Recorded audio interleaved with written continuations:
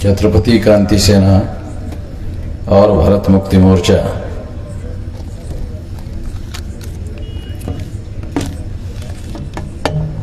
इस संगठन के द्वारा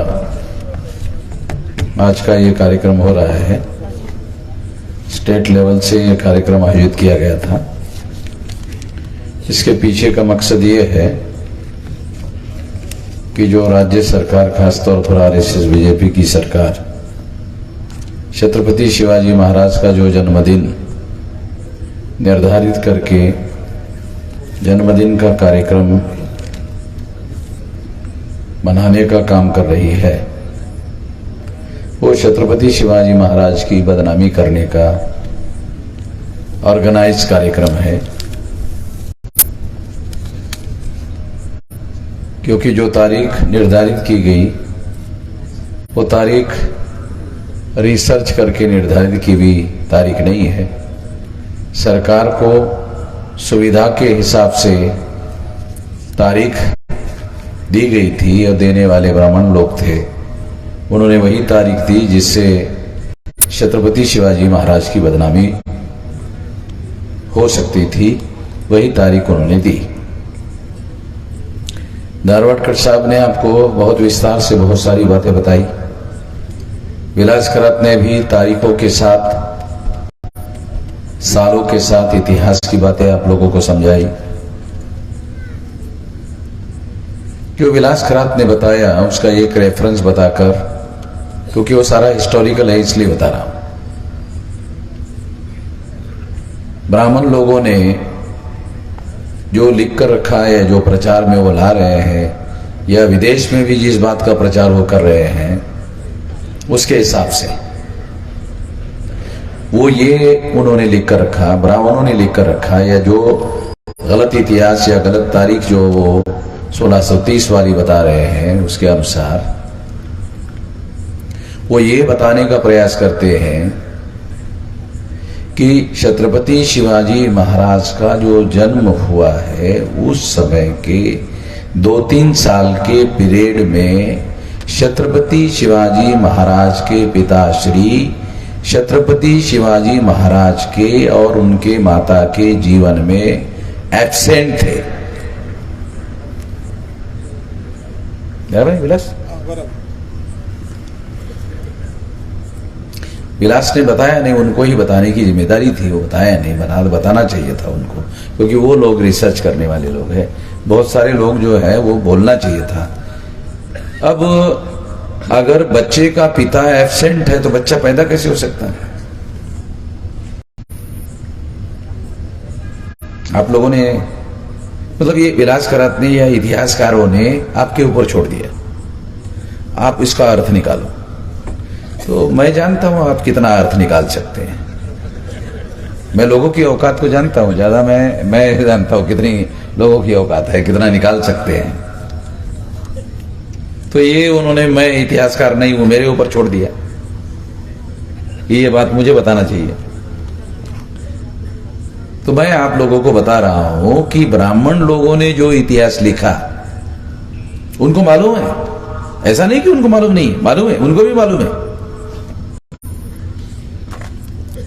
मगर उन्होंने ये बताया, उन्होंने ये लिख कर रखा कि जिस समय में छत्रपति शिवाजी महाराज का जन्म हुआ वो 2-3 साल के पीरियड में छत्रपति शिवाजी महाराज के पिता उनके जीवन में, उनके माता के जीवन में एब्सेंट थे।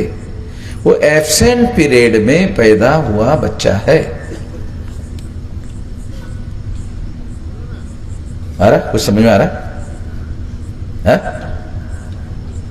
ये बदनामी की जो बात ब्राह्मण लोग लिख रहे हैं है बराबर है धारवाड़ का? ये बदनामी कितनी क्लियर है? ये बदनामी ये ब्राह्मण लोग कर रहे हैं। और दूसरी बात, ये लाल महल, ये जो शनिवारवाड़ा, वहां पर जो पुतला था किसका था? लाल महल में किसका पुतला था? बाल शिवाजी, जिजामा और दादरी। ये किसने किया ये स्मारक? दादोजी कोंडदेव के जगह शिवाजी महाराज के पिताश्री का होना चाहिए था। अरे होना चाहिए कि नहीं? देखो ये इतिहासकार नहीं है, ये बहुत भोला आदमी है, उसको भी समझ में आता है, भोले शंकर को भी समझ में आता है। अरे उसके बाप शिवाजी महाराज के बाप का होना चाहिए था, दादोजी कोंडदेव का है। समझ में आ रहा है? जिन लोगों ने दादोजी कोंडदेव का रखा वो गधे लोग थे इसलिए रखा, ऐसा कह सकते? बगैर सोचे समझे रखा, बगैर विचार करके रखा, ऐसा नहीं है। सोच विचार करके प्लानिंग करके रखा। उसका आधार क्या है? नहीं वो एब्सेंट थे, एक है 50% बताया उन्होंने। तो प्रेजेंट कौन थे? तो प्रेजेंट का एविडेंस दिया, दादोजी कोंडदेव प्रेजेंट थे। इसलिए शिवाजी महाराज के पिताश्री का नाम दादोजी कोंडदेव है, इसलिए दादोजी कोंडदेव का वह रखा हुआ है। इन्हें बोल नहीं रहे, ब्राह्मण बोल नहीं रहे, एक्शन से बोल रहे। एक होती है एक्शन की लैंग्वेज, जिसको विज्ञान में बॉडी लैंग्वेज बोलते हैं। पुतला बाद में उसका पोर्ट्रेट शिवचरित्र में पुरंदरे में पहले छापा। अब पुरंदरे जो है उसके बारे में भी बहुत सारी जानकारी हमारे पास आ रही है, वो भी हम लोग लाएंगे। उसने उसका फोटो भी पहले छापा। अरे वो प्लानिंग करके कर रहे, लिख नहीं रहे, प्लानिंग करके कर रहे, बोल नहीं रहे, मगर एक्शन से बोल रहे, एक्शन से बोल रहे, बॉडी लैंग्वेज से बोल रहे। क्योंकि उनको मालूम है अगर एक्शन करेंगे तो बवाल खड़ा हो जाएगा। ये मतलब डायरेक्ट एविडेंस, ये दो एविडेंस होते हैं, एक डायरेक्ट एविडेंस होता है, एक इनडायरेक्ट एविडेंस होता है। तो वो लोग डायरेक्ट एविडेंस नहीं दे रहे, इनडायरेक्ट एविडेंस दे रहे, और वो इनडायरेक्ट एविडेंस में भी ठोस एविडेंस दे रहे, फिजिकल एविडेंस दे रहे। पुरातत्व में जब फिजिकल एविडेंस मिलता है तो हिस्टोरिकल टर्मिनोलॉजी में उसे ठोस एविडेंस माना जाता है। तो ये हम लोगों को समझना चाहिए, ये हम लोगों को जानना जरूरी है।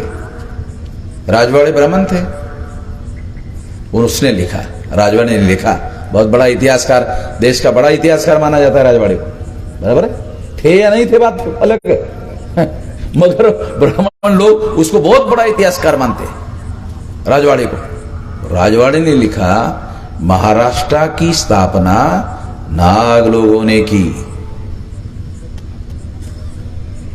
महाराष्ट्र की स्थापना नाग लोगों ने की। बार बार लोगों को कहता रहता हूं, हमारे लोगों को अभी पूरी तरह से बात समझ में नहीं आ रही है। महाराष्ट्र की स्थापना नाग लोगों ने की। महाराष्ट्र में जितने जाति के नाम है सारे के सारे नाग लोग हैं। सारे बहुजन समाज के लोगों के नोमेनक्लेचर में नाम लिखने के तौर तरीके में नाग शब्द दिखाई देता है। बहुत सारे हमारे बहुजन समाज के लोग हैं, उनके बाप दादा के नाम नाग के ऊपर है। नागोजी राव है कि नहीं? महाराष्ट्र है कि नहीं? नागाजी, नागराज, हे नाग ठीक नाही आहे, पण नावात तर शिल्लक आहे की नाही? चायला काही नसलं तरी नावात तर आमच्या लोकांनी शिल्लक ठेवली नाही परंपरा।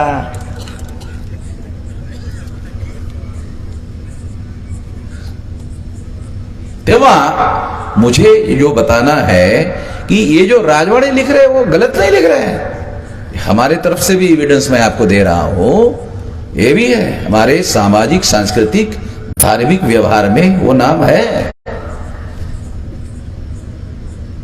अच्छा, कितने लोगों को पता है कि नाग पंचमी का त्योहार ब्राह्मण पालन नहीं करते?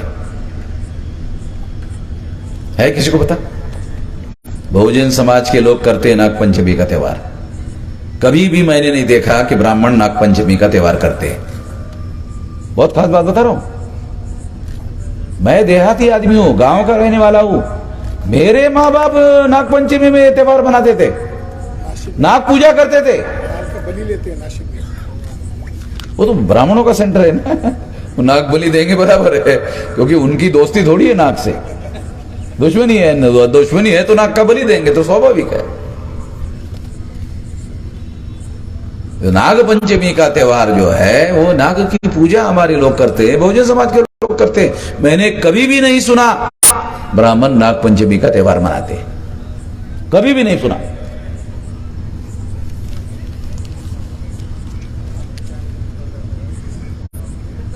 तो केवल महाराष्ट्र का मामला नहीं है, केवल महाराष्ट्र का मामला नहीं है। मैं आपको बताना चाहता हूं, इसके भी हिस्टोरिकल पुरातत्विक एविडेंस है। नवल वियोगी का किताब पढ़ो आप लोगों को, तो आप लोग, नवल वियोगी ने लिखा the Nagas the ancient ruler of India, archaeological survey of India का deputy director of India Naval Viyogi.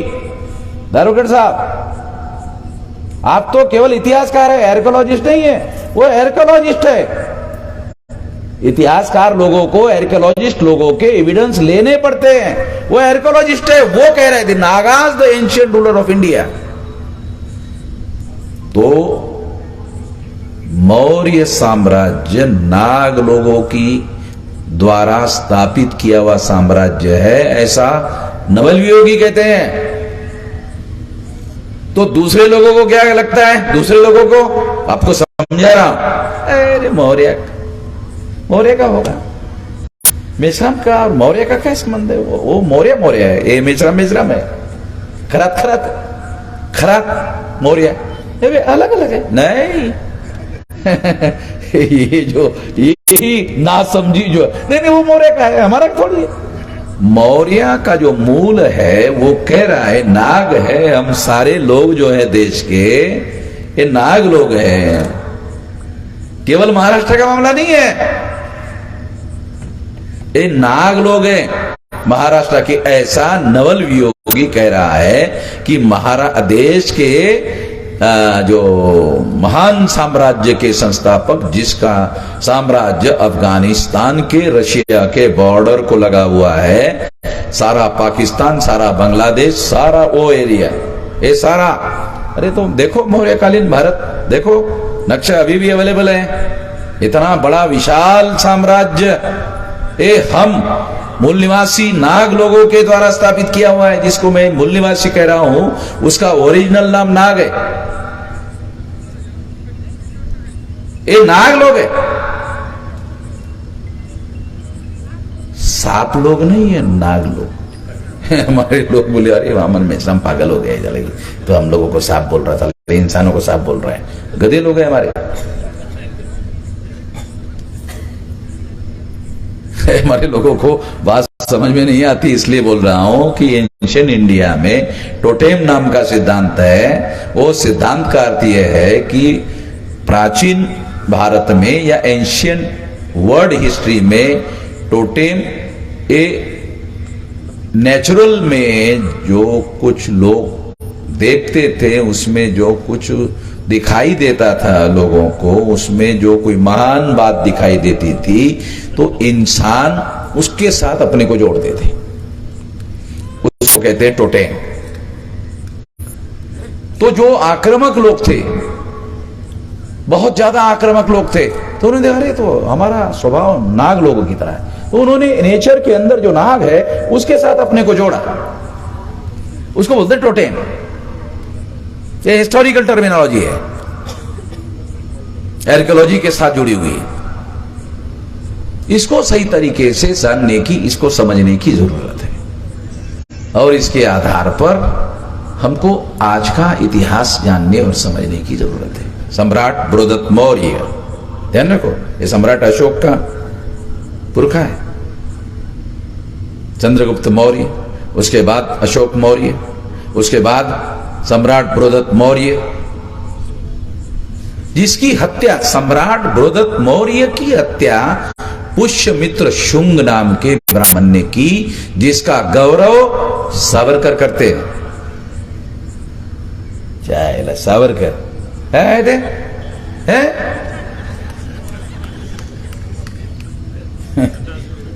उडसठ माणूस चाहेला है, माफी मागणारा, पडून जाणारा, लिखित माफी मागणारा पुडसट आहे की नाही? पोचट।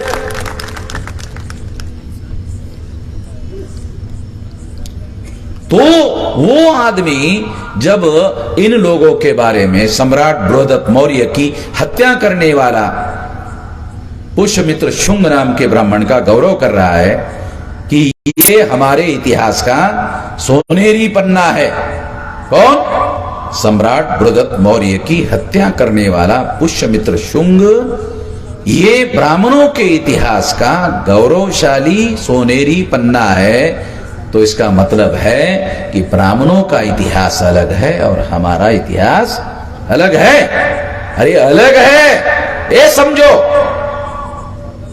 और ये समझकर इसकी बात को जानना और समझना जरूरी है। ये इसलिए ये बात बता रहा हूं। सम्राट बृहदत्त मौर्य की हत्या की पुष्यमित्र शुंग नाम के ब्राह्मण ने, उसके बाद जाति व्यवस्था का भारत में निर्माण किया गया। इसका इतिहास लिखा जाना चाहिए, लिखा जाना चाहिए। बहुत बृहद इतिहास लिखा जाना चाहिए, सबूत के तौर पर लिखा जाना चाहिए। सारे दूसरे लोग लिखने वाले नहीं है, हम लोग लिख सकते हैं। हमारे पास है, दृष्टिकोण भी है और उसके लिए डाटा और जो एविडेंस चाहिए वो भी है। ये हम कर सकते हैं, ये हमको करना चाहिए। तो ये ऐसा करने से बहुत सारी बातें सामने आएगी। तो ये जो शत्रुत्व है ब्राह्मणों का, वहां हत्या की, सम्राट बृहदत्त मौर्य की हत्या पुष्यमित्र शुंग नाम के ब्राह्मण ने की, उधर छत्रपति शिवाजी महाराज की हत्या, ये कड़ी है, इसको, ये टूटी हुई कड़ी है, इसको जोड़ दो। ये टूटी हुई कड़ी है, हजारों साल बीच में है, ये बीच की हजारों साल की कड़ी को जोड़ दो तो समझ में आ जाएगा। ये हमारा इतिहास है, ये टूटी हुई कड़ी में इसको जोड़ दो, जोड़ने से पता चलेगा हमारे इतिहास का।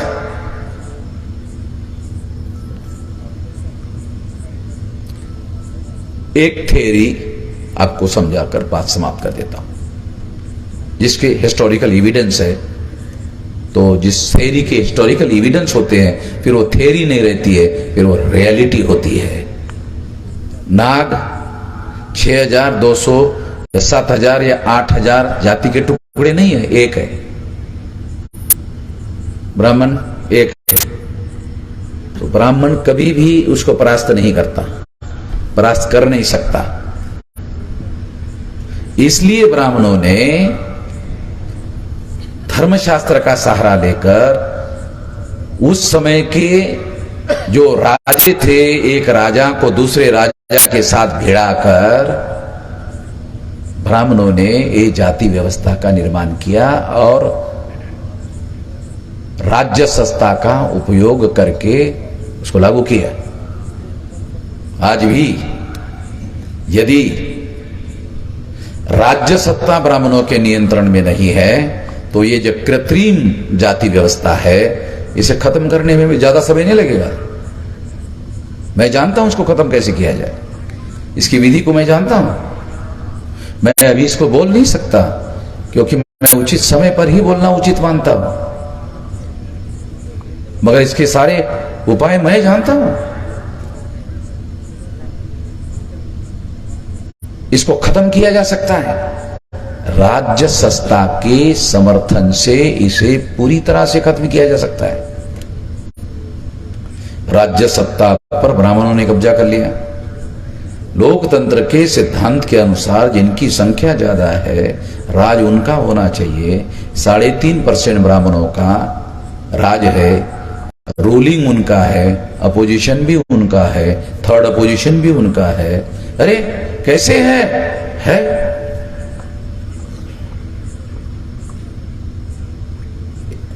इसके लिए उन्होंने पैसे का इस्तेमाल किया, काले धन का इस्तेमाल किया। उसके लिए उन्होंने बहुत सारी और बातों का इस्तेमाल किया। आज ईवीएम का इस्तेमाल कर रहे हैं और इस्तेमाल करके रूलिंग भी उनका, अपोजिशन भी उनका और थर्ड अपोजिशन भी उनका, सारा का सारा उनका। यानी राज्य सत्ता के बल पर वर्ण व्यवस्था, जाति व्यवस्था, अस्पृश्यता, आदिवासियों का सेग्रीगेशन, महिलाओं की दास्ता, घुमंतु जातियों का बहिष्कृत करना, ये सारा का सारा शूद्रत्व ओबीसी के ऊपर थोपा जाना, जिसे वो हिंदुत्व कहते हैं। ये हिंदुत्व नहीं है तो ब्राह्मणत्व है जो हमारे ऊपर थोप रहे हैं। ब्राह्मणत्व और कुछ नहीं है, गुलामी है मूल निवासी बहुजनों की। हमारे बहुत सारे भी मूल निवासी बहुजन समाज के लोग भी हिंदुत्व इसका हम विरोधी है। अरे हिंदुत्व शब्द का उपयोग करने का मतलब ही है समर्थन कर रहे हो। हिंदुत्व शब्द का भी उपयोग नहीं करना चाहिए। हिंदुत्व शब्द नहीं है, ये असली शब्द ब्राह्मणत्व है। कहो ब्राह्मणत्व नहीं, हिंदुत्व अभी तो ब्राह्मण ने कहा हुआ है। ब्राह्मण ने हिंदुत्व शब्द कहा, तुम भी हिंदुत्व शब्द कहते। ब्राह्मणत्व कहो ना। चाकू, छुरी, बंदूक, गोली, हथियार लोकतंत्र में उपयोग करना गैर कानूनी है।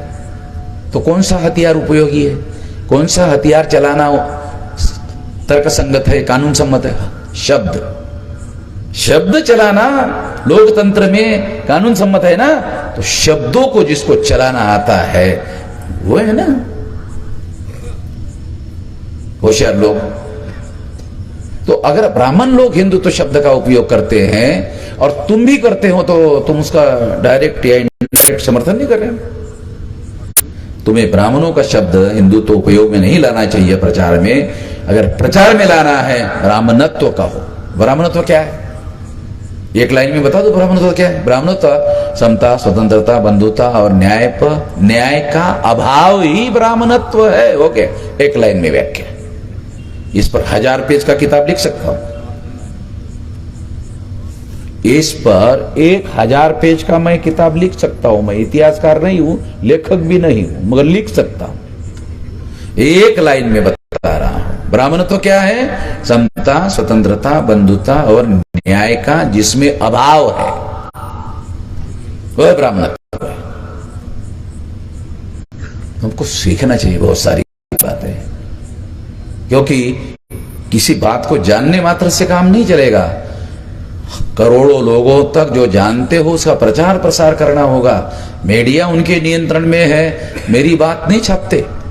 कोई ब्राह्मण को अगर टट्टी लग गई और 4 दिन में अगर ब्राह्मण टट्टी को गया तो वो 4 दिन से पंडित जी टट्टी को जा रहे, खबर आती है,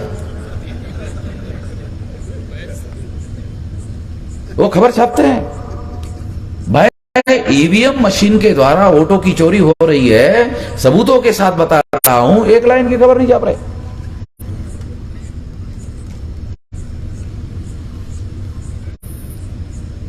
तो अच्छा, मुझे मालूम है वो मेरी क्यों नहीं छाप रहे हैं, मुझे मालूम है। मैं उम्मीद भी नहीं करता हूं कि वो मेरी छापे। मैं तो एक्सपोज करने के लिए बता रहा हूं कि वो लोग मीडिया का वन वे इस्तेमाल कर रहे हैं। इसके लिए आर्टिकल संविधान के 19 के तहत उनको अधिकार नहीं है, मगर वो उसका उपयोग कर रहे हैं। तो अल्टीमेटली मैं आखिरी बात कहकर अपनी बात समाप्त करना चाहूंगा। 12 मिनट का समय बचा हुआ है। छत्रपति शिवाजी महाराज की बदनामी का जो मुद्दा है, उस मुद्दे को समझना जरूरी है। वो बदनामी कर रहे हैं, जो तारीख वो लोग प्रचार में ला रहे हैं, वो उसके द्वारा वो बदनामी कर रहे हैं। और यदि वो बदनामी कर रहे हैं तो मैं आपको बताना चाहता हूं कि आने वाले समय में आप लोगों ने रेजोल्यूशन पास किया, मैं रेजोल्यूशन पास नहीं किया, कार्रवाई करूंगा। फडणवीस को मैसेज दे रहा हूं, मैं रेजोल्यूशन पास नहीं किया, मैं रेजोल्यूशन जो आप लोगों ने पास किया ना उस पर अमल करूंगा। कई लाख लोग सड़क, उधर गया था मैं नागपुर में, वो भाग गए थे आरएसएस वाले, वहां से आरएसएस के हेडक्वार्टर से, उनके ऑफिस से भाग गए थे, मेरे ऑफिस से नहीं।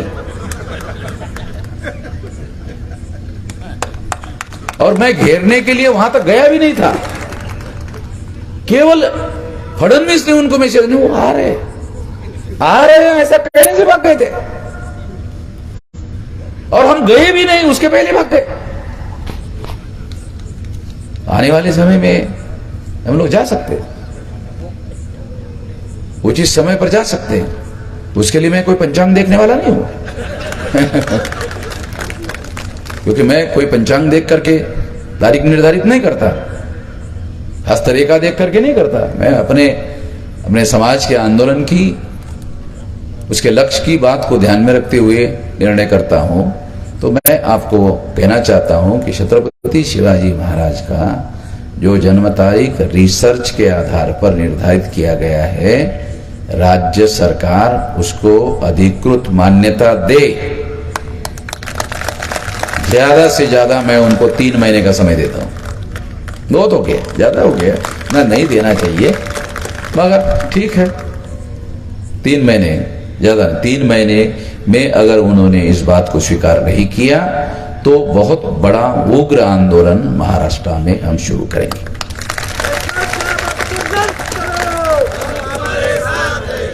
हाँ वो मैं देखूंगा, मैं देखूंगा।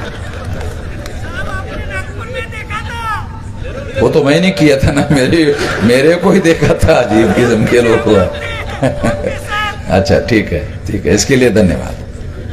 तो मैं आपको ये कहना चाहता हूं कि ये लड़ाई आने वाले समय में हम लोग करेंगे, और छत्रपति शिवाजी महाराज को मानने वाला जो महाराष्ट्र का बहुजन समाज है, वो छत्रपति शिवाजी महाराज की बदनामी बिल्कुल भी बर्दाश्त करने के लिए तैयार नहीं है। और इस तारीख को उनके सम्माननीय तरीके से उस तारीखों को निर्धारित रिसर्च के आधार पर तैयार किया गया है। और बहुत बड़े इतिहासाचार्य अपने धारवाड़कर साहब, उनके